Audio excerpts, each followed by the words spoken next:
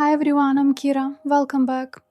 Today I'm sharing a calm and simple manual pumping routine, along with a few gentle tips to help the experience feel more comfortable and relaxing.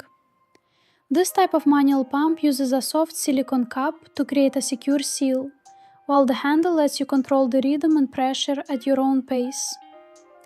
One thing I enjoy about manual pumps is the flexibility.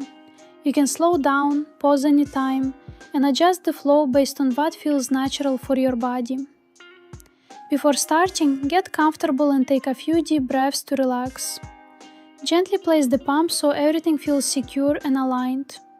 Once it's in place, begin pressing the handle slowly and evenly, keeping the movement smooth and gentle.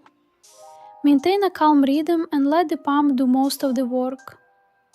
Small positioning changes can improve comfort.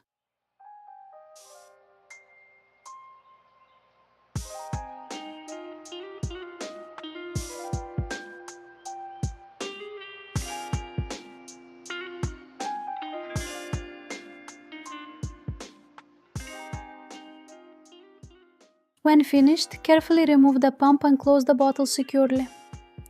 Thank you for spending this peaceful moment with me.